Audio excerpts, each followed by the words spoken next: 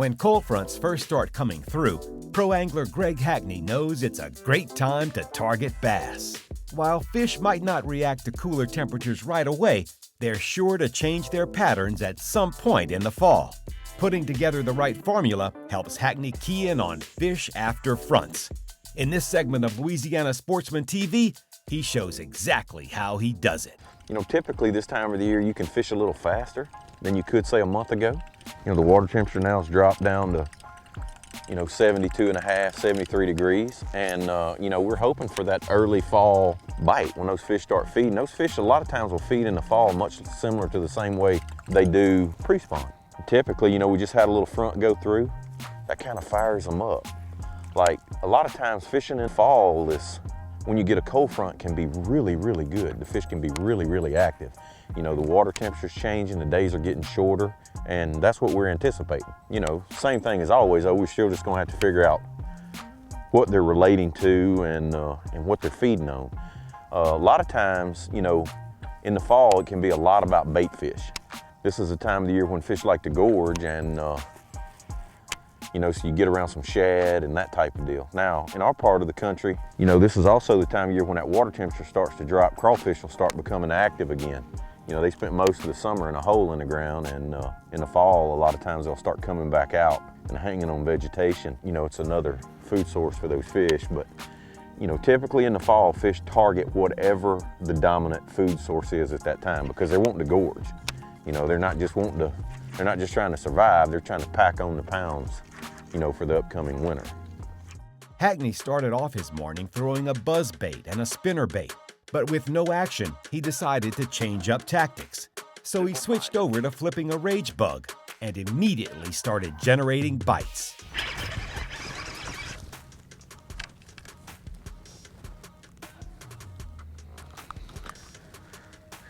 You know what we should be doing with these, right? They should be going in the box. Those are the perfect size. Here it is getting close to deer season. Nothing better after a good deer hunt than some greens and some marsh bass. Basically this whole lake is just a huge, flat. I mean, there's really not a lot of depth change in it other than the canals are deeper. The rest of the lake is pretty much, average is probably 2 foot deep. We're sitting in about 2 feet now, and it just grows up with grass in the summertime. And those fish, that's where they spend all summer, is under that mat because it gets so hot, it's so hot. And right now they're still under there. Now we wanted to rush them a little bit today, because we've got probably one of the best cold fronts we've had all year. Here it is mid-October. I wanted to power fish, spinner bait, buzz bait, really. And I did that for a little bit this morning. I never got bit, and it didn't seem like they were that aggressive, so I was like, the next best thing is to fish for them where they've been all summer. Now they're biting in there, but they're still basically set up the same way they were a month ago. They're in the mat. I still think before the day's over, there'll be a chance to catch them faster. Moving bait, I think we'll probably start to see some activity, because it's that time of the year you got to keep your eye on that. At any time they can come up schooling in these grass beds, so but right now we're gonna flip them up. Well, we won a while there, but we're back in that same area where I had all those bites before, but it seems like since that wind's picked up, that it's really kind of shut the bite off. But what's weird is how cold it is, how I feel cold, and that fish feels like he came out of a microwave. I mean, how warm he is, that water is. But I was fixing to move. We fished up through a stretch and didn't get any bites. I said, well, I'll come back over here. I had maybe 10 bites in this little area. And I said, well, I'll come back over here just to see, but what I'm gonna do, I'm gonna get out of this wind a little bit and fish some that's not moving. It just seemed like when that wind picked up that it really, just shut them down. One of the big keys to success for Greg was letting go of his preconceived notions of what he thought the fishing was going to be like. He started the day thinking that fish would be well into their fall pattern, but quickly learned that just wasn't the case.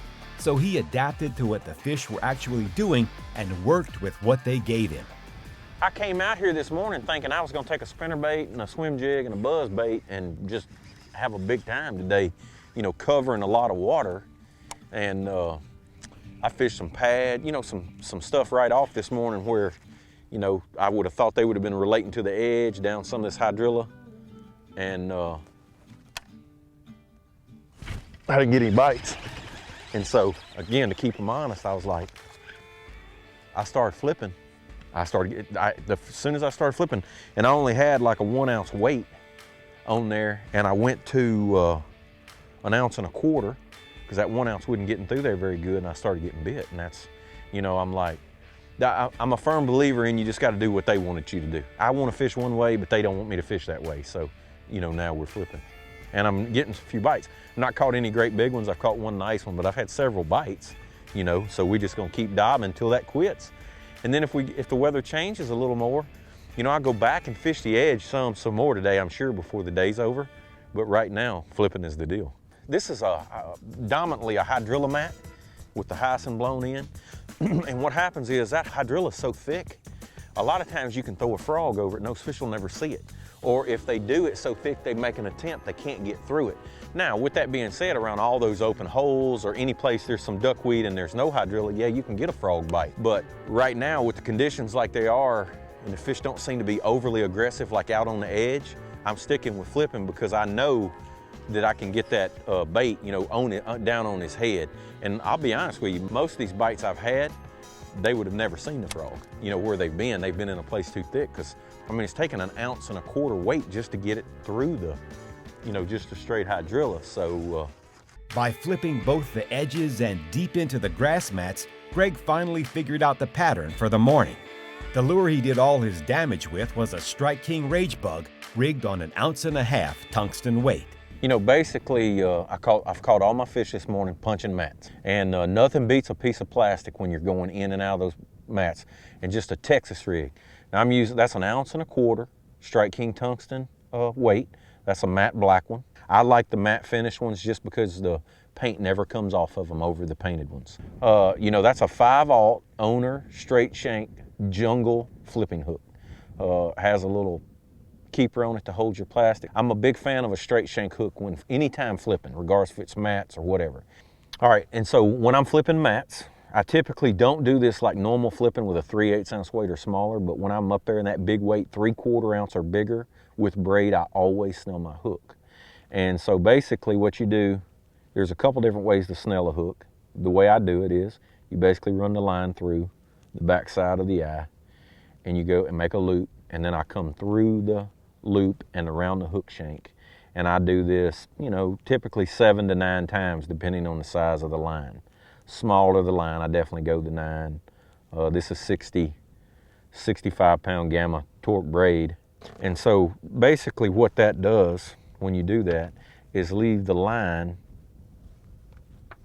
straight through the eye. So when you pull the weight down, when you set the hook on that tungsten weight, the reason for snelling is to get the hook to pop up.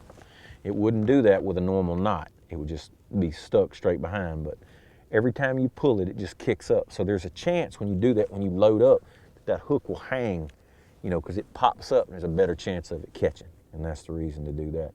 Typically for me, as far as flipping baits go for punching mats, I only use 2. Today it's been all about a Rage Bug. That's just a black blue fleck Strike King Rage Bug. And the fish seem like they like action. And typically for me, I either use a rodent or a Rage Bug, nothing else. Doesn't matter what state, what river system, what lake in the country, those 2 baits when punching mats are probably the best 2 on the market. It's a 711 Lew's Hack Attack flipping stick. It's a Lew's Custom Pro reel, 8-to-1 gear ratio. I like a fast reel, not that and you don't really need power when doing this. You need to be able to pick up the slack fast. So I can make a lot of casts, or I can pick that slack up fast. I'm using that big rod to pull that fish from the cover. So I need a fast reel and I need a big strong rod. But just a few tips, works for me. It's one of my favorite ways to fish is flipping heavy cover, you know, with a big rod and braid, and I hope that helps you.